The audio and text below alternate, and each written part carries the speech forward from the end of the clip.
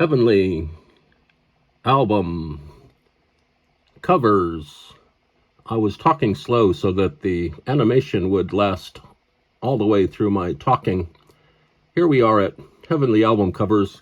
It's nighttime here. Sometimes we have a thing called nighttime, and currently it is nighttime here at the Heavenly album covers nighttime studio, and we are going to look very carefully and thoroughly at this album called Magical Moments, Mike CALA and the Mighty Wurlitzer, a pipe organ concert. Here's Mike CALA there. His name might be pronounced CALA, but I'm going to call him CALA because it rhymes with call.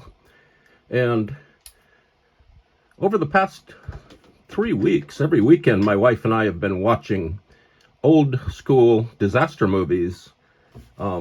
This past Saturday, we watched Airport from, I don't know, 1970-something, 76 maybe, 74, starring Burt Lancaster, Jacqueline Bisset, Dean Martin, and the great Helen Hayes, who is actually the star of this movie, really. She comes off the best, and she's the most talented among all of these actors.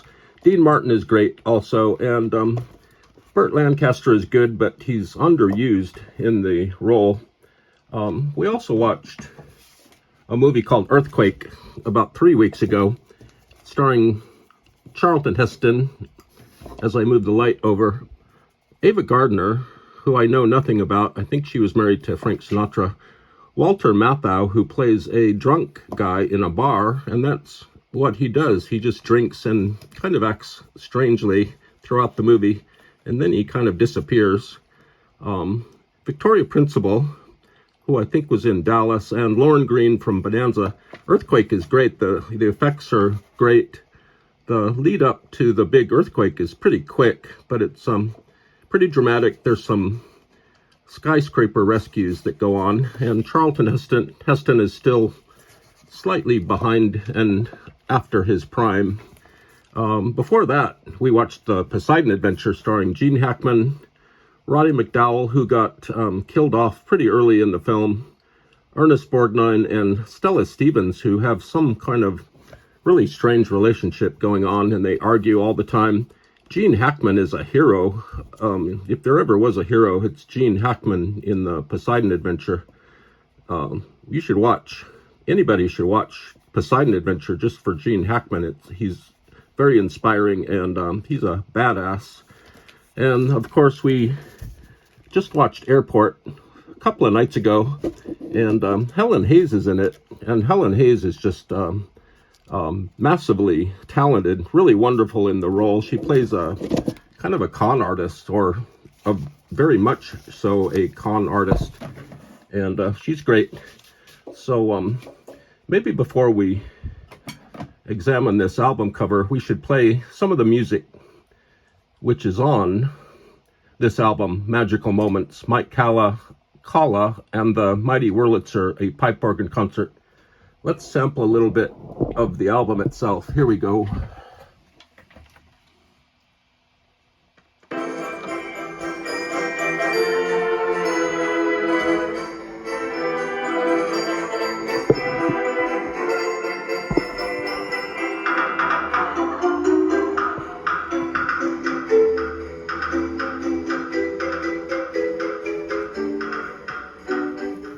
That was Hello Dolly. Let's go in deep into the album.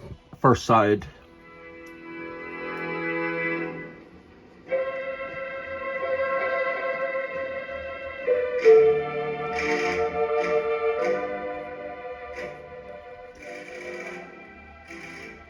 I'm not sure what this song is, but it sounds like a bolero. Let's go jump over to the later part of side one.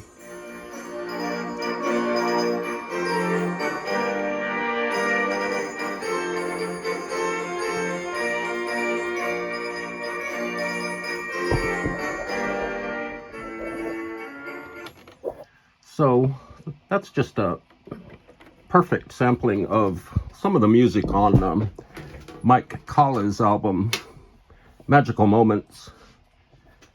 And let's look at that record label that we just played. The record has a label, and here's the actual label. It's a very plain red. Mike's name is very small, but the title of the album is fairly large. This album has no record company behind it. It's seems like it's strictly a self-made, do-it-yourself thing. I'm not sure where they had the album press, but it has no record company involvement of any sort. And here we are back at the actual album cover, and I was immediately drawn to this album cover when I saw it the other day. I just grabbed it and tucked it under my arm so no one else would steal it from me. I was really struck by the spaces between the lines of lettering here. The spaces are just absolutely perfectly spaced. The spaces are spaced, and the whole motif, the whole color scheme of the album cover is red, white, and blue, really. Here's Mike. He's wearing a blue and white t-shirt, and he's got a watch. I love album covers where people are wearing watches on the cover. And we'll zoom in on this little photo in a moment. It looks actually like a snapshot that was glued there. At first I thought it was an actual photograph that was glued onto the cover, but this lettering is just amazing. Let's do something that everybody likes to see. Let's take this out of the shrink wrap for the first time since 1976, when this album was first pressed and released on a mysterious non-record label. And that little bit of shrink wrap kept this album in absolutely magically nice and tidy condition. And there it is. It's just beautiful. Everything about this cover is just magnificent. The spaces on the outside form kind of a frame, a white frame around it. The choice of font is great. Every line has the same font characteristics, lettering characteristics, and it's just great. I'm so happy and glad that I was able to find this really good condition cover. I think if it had some spills or some coffee marks on it or magic marker, it would not quite be the same. So let's see how we can do this. I want to bring up this photograph of Mike CALA. I'll put my pointer down, and here's Mike CALA. Somehow I'll pull the light back. I was able to find only basic information about Mike CALA. I believe he's still playing the Wurlitzer pipe organ. I'm not sure exactly where. Every lead I found kind of went nowhere, and I do believe that he's still playing organ somewhere. And he might even have a Twitter page, a Twitter handle. So maybe somebody else can look up Mike and send us some information about him, or maybe he'll write in to us and tell him what he's up to. So there's Mike, just a really happy person there. He's in front of his organ. He's holding a little microphone, like a little condenser mic. I'm not sure what he's doing. Maybe that's the microphone that he used to announce his numbers when he was playing. And look at this lettering. It's just really sharp. Really looks good. And it immediately reminded me of ECM record designs, the old jazz label from the 70s and 80s. ECM used a lot of these text designs, lots of text on their jazz albums, their soft jazz albums. And here's Mike CALA again from an aerial view. They probably had a drone shooting down on his face. There he is. I think it's from the same session. It's too bad that the back cover wasn't color, but this could easily be colorized with computer techniques. And this album was recorded live at Bill Breuer's Pizza and Pipes in Santa Clara, California.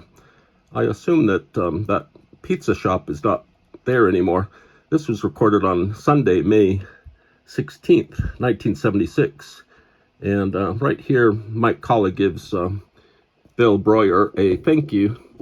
It was recorded by Rich Schmidt, Bill Ulray. The production was by Mike CALA and Rich Schmidt.